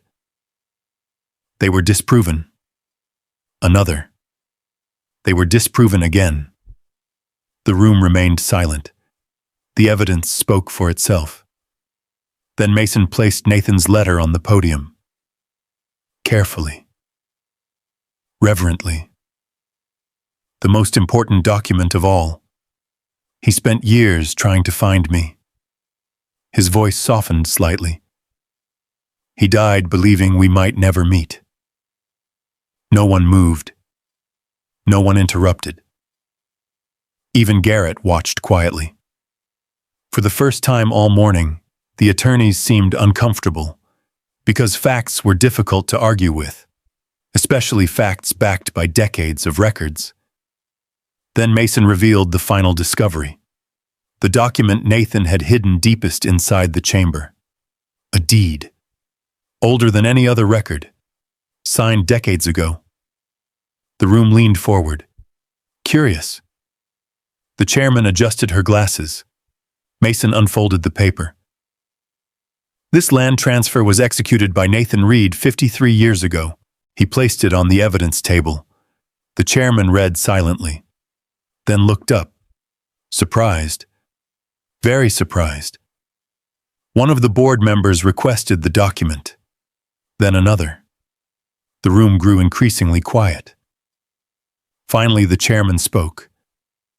"Is this authentic?" Sheriff Mercer stood. "It is." The chairman nodded slowly, then addressed the room. The revelation landed like thunder.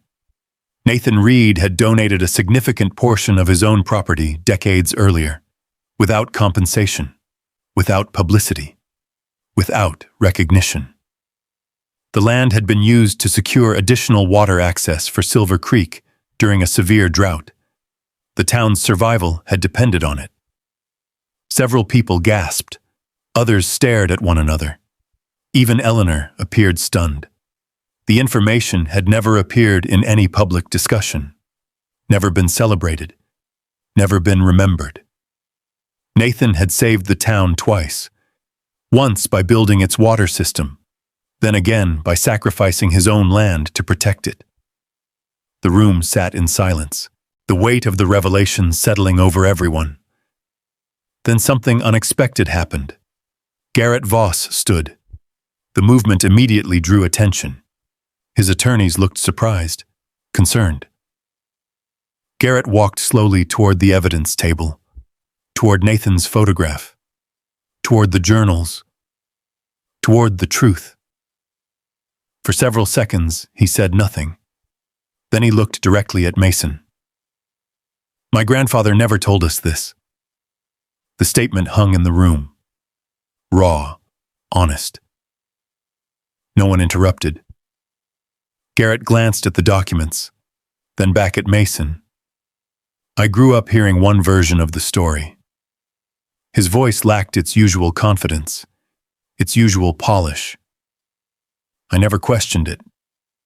For the first time since arriving in Silver Creek, Garrett looked less like an opponent, more like a man confronting something painful, something difficult, something inherited. The silence stretched. Then Garrett stepped back, returning to his seat. No arguments, no speeches. Nothing. The board entered deliberation shortly afterward. 12 long minutes, the longest 12 minutes Mason could remember. Atlas sat beside him the entire time, calm, patient, like he already knew how the story would end. Finally, the board returned. The chairman took her seat. The room became completely silent. The board has reached its decision. Nobody moved. Nobody breathed. The sale of the water tower property was conducted legally. A pause. The challenge is denied. Another pause. The property remains the lawful possession of Mason Reed. For 1 second, silence. Then the room erupted. Applause, cheers, laughter, relief. Years of buried history seemed to release itself all at once. Mason closed his eyes, just briefly, letting the moment settle. Atlas leaned against his leg, the familiar pressure grounding him, keeping him present, keeping him here. Eleanor hugged him first. Wyatt shook his hand so hard it nearly hurt. Sheriff Mercer smiled. Children surrounded Atlas. The German shepherd accepted their attention like a decorated veteran attending a parade. Across the room, Garrett remained seated, quiet, thoughtful, not defeated, changed. As the crowd slowly emptied from the courthouse, he approached Mason. The two men stood facing each other. Neither spoke immediately. Then Garrett extended his hand. This time Mason took it. "I'm sorry."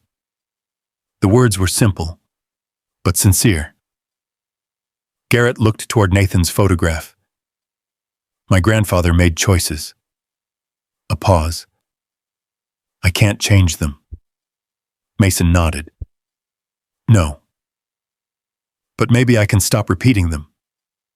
The two men stood quietly for a moment. Then Garrett left. No threats. No lawyers. No anger. Just a man walking away with a different understanding of his family's history. Outside, sunlight covered Silver Creek. The mountains stood brilliant against the sky. The hearing was over. The fight was over.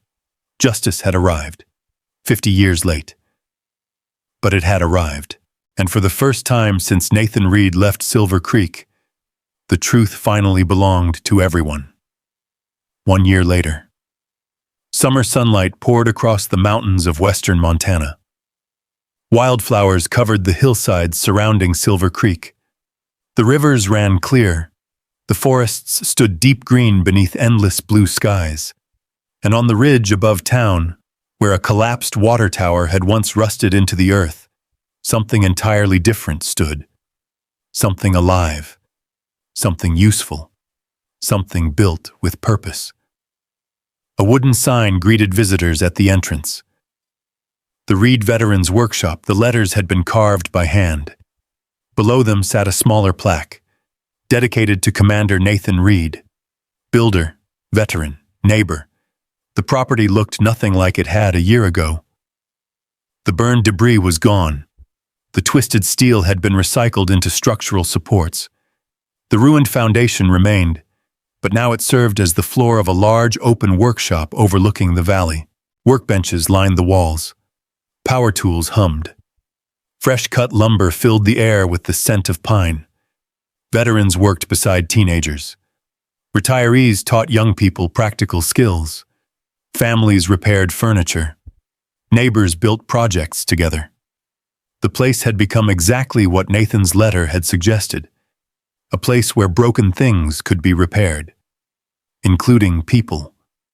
Mason Reed stood beneath the workshop awning and watched the morning unfold. He looked different now, healthier, stronger. The hollow exhaustion that once lived behind his eyes had faded. The nightmares still came sometimes. PTSD didn't disappear because life improved, but now he had something he never had before. People. Purpose. A reason to wake up every morning. Atlas lay beside him. The German Shepherd had become something of a local celebrity. Children visited just to see him. Veterans sought him out. The scars from the fire remained visible beneath his coat. No one minded. If anything, the scars made people love him more.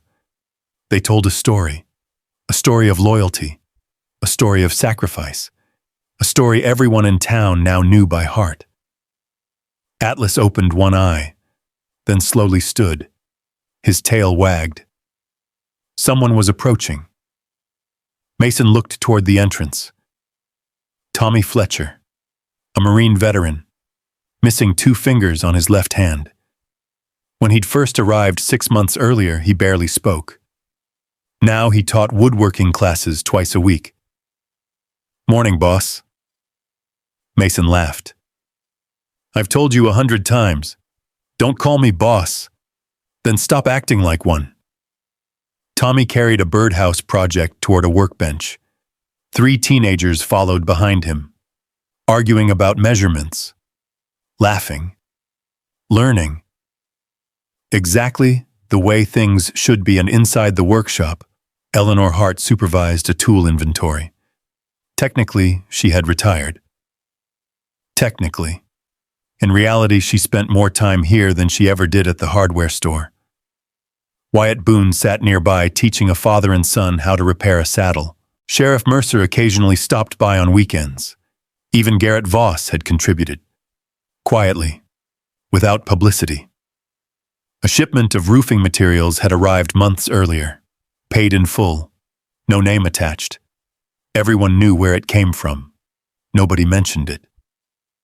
Some apologies were better expressed through actions. The inheritance Nathan left behind had changed everything. The bonds, the land, the mineral rights. The money had provided stability. But Mason understood now what Nathan had meant. The money wasn't the treasure. The purpose was. The family was. The chance to build something meaningful was. The workshop continued growing. Veterans found jobs. Teenagers learned trades. Families repaired things they couldn't afford to replace. The community strengthened itself one project at a time, exactly as Nathan once strengthened Silver Creek through water.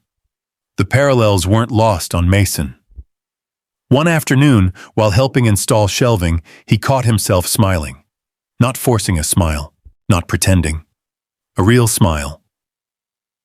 The realization surprised him, because there had been years when he thought that part of himself was gone forever. Atlas barked suddenly, a single sharp bark. Mason looked up. Someone stood at the gate. A teenage boy. 16 maybe. 17. Thin. Dirty backpack slung over one shoulder. Worn boots. Nervous eyes. The kid hesitated, like someone deciding whether to approach or walk away. Mason immediately recognized the look. He had seen it in mirrors. The boy carried everything he owned, the way people do when they don't know where they'll sleep next. Atlas walked toward him first, slowly, calmly. The German Shepherd stopped a few feet away, sat down, waited. The boy stared, then cautiously reached out. Atlas allowed the contact. The silent approval seemed to relax him slightly. Mason crossed the yard. "Hey." The kid nodded awkwardly. "Hey, can I help you?" The boy glanced toward the workshop, then at the sign, then back toward the road. as if considering escape. Finally, he spoke. "I saw the place from town." Mason waited. "My name's Caleb." The words came carefully, like introductions weren't something he did often. "I'm Mason." The boy nodded. His eyes drifted toward Atlas. The dog remained beside him, comforting, patient, safe. Exactly what he needed. "Do you teach people here?" Mason smiled. "Every day." Caleb hesitated, then asked the question. The real question. The one hidden beneath everything else. "Can somebody stay here for a while?" The silence that followed felt familiar. Very familiar. Mason remembered sleeping in parking lots, motels, temporary shelters, vehicles. He remembered what it felt like to ask for help, and what it felt like when nobody offered it. Atlas looked up at Mason, waiting. The same look he'd given at the water tower. The same look he'd given beside Nathan's journals. The same look he'd given every time the right choice stood directly in front of them. Mason smiled, then looked back at Caleb. "Got any woodworking experience?" The boy blinked, caught off guard. "A little." "Good." Mason pointed toward the workshop. "We can always use another set of hands." Caleb looked confused, then hopeful, then emotional, all within a few seconds. "Really, really?" The boy swallowed hard, trying not to show how much the answer meant. Mason understood. Perfectly. He handed Caleb a pair of work gloves, the same kind Eleanor had once given him.